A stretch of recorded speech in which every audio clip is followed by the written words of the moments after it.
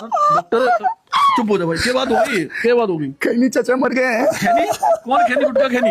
एक है बहन के लोड़ो, ये साले ईरान का वो खेमनेई नहीं है भाई जो मर गया। शादी पीट पीट के बहन कैलेंडर हो रहे कहा रहे हो। सालों मेरे को समझ में नहीं आता, मरा ईरान में, उसके वहां के लोग खुशियां मना रहे हैं कि डिक्टेटरशिप से हम मुक्त हो गए। यहाँ साले कन्वर्टेड 5 जनरेशन पहले का छपड़ी, कोई जम्मू में, कश्मीर में, कोई लखनऊ में, कोई कर्नाटक केरल में। तुम्हारा क्या रिश्ता यार, क्या रिश्ता? खटिया पे कौन आया था? तुम लोग उसके लिए दुख क्यों दिखा रहे हो?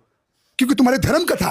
तो एक बात बता, कल अगर लड़ाई हो जाए तो बहन के लोड़े साथ उसी का देंगे। ये तो हमारे देश का साथ ही नहीं देंगे, ये तो गद्दारी कर देंगे, बोलेंगे हम ना लड़े ईरान से। क्यों? क्योंकि अब्बू थे, अब्बू मर गए। अरे अब्बू एक ही होगा तुम्हारे घर में ना। मेरी बात है कि मेरी एक पता नहीं कौन अब्बू है, कौन चाचा है, कौन खाला है, कौन अब्बू। तो भूलने का मतलब है यार अपने अब तुम बोलते हो हमारी देशभक्ति पे शक कर रहे हो। क्यों रो रहे हो? क्या हो गया? क्या हो गया भाई?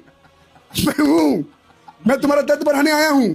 सालों अपने देश के तू सगे हो जाओ। कौन कहाँ मर रहा है? फिर मैं बोलूं इजराइल हमारा दोस्त है, उसका साथ दो, तो तुम बोलोगे गद्दारी कर रहे हो। मोदी जी मिल के आ गए तो मोदी जी के खिलाफ बोल रहे हो। बोलू ना, जाओ ना, छाती पीट रहे हैं, मर गया मेरा खून, मेरा लाल मर जाएगा। अब जाओ, टिकट कटाओ, पैसे नहीं है, जमीन बेच दो, धंधा करवा लो अपने घरों में, और जाओ टिकट करवा के सालों इजराइल जाओ लड़ने।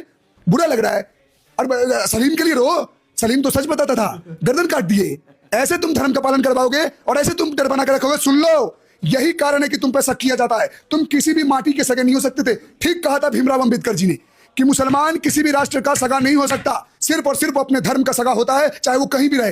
ये जो पॉपुलेशन बढ़ा के तुम धरती जमीन कब्जा कर रहे हो, गजवाए हिंद का सपना देख रहे हो, गजवाए हिंद तुम्हारे गंडवाए हिंद कर देंगे हम, जब तक जिंदा, याद रख लेना। यार देखो, ये ना एक सही, डॉक्टर साहब ने सारी बातें बहुत अच्छी बोली है, और ये सोचने और विचार करने वाली बात है कि कल को अगर हमारा युद्ध ईरान से हो जाता तो क्या इस देश का मुसलमान हमारे लिए खतरा नहीं बन जाता? ये लोग हमारे गले काटते हैं, ये लोग हमारे देश से गद्दारी करते हैं, यहाँ की सारी इंफॉर्मेशन सब पहुंचा देते ईरान। क्योंकि आज ये दुनिया के सामने इन्होंने दिखा दिया अपना दोगलापन कि मरने वाला ईरान का और रोने वाले कहाँ है? भारतीय। वहां की जनता, वहां की जनता नंगी होकर नाच रही है, सेलिब्रेशन कर रही है। तो मादर चोदो, सच्चाई है कि तुम्हारे अंदर सिर्फ अपनी कौम के लिए वफादारी है, तुम्हारे अंदर सिर्फ इस्लाम के लिए वफादारी है। जो अल्लाह का नाम लेगा तुम उसके वफा हो, बाकी तुम किसी देश के वफादार नहीं हो सकते, ना तुम कोई भाईचारे वाली तुम भोसड़ी के बात कर सकते। और मैं एक ही बात बोलूंगा, इनसे हिंदू सीखे।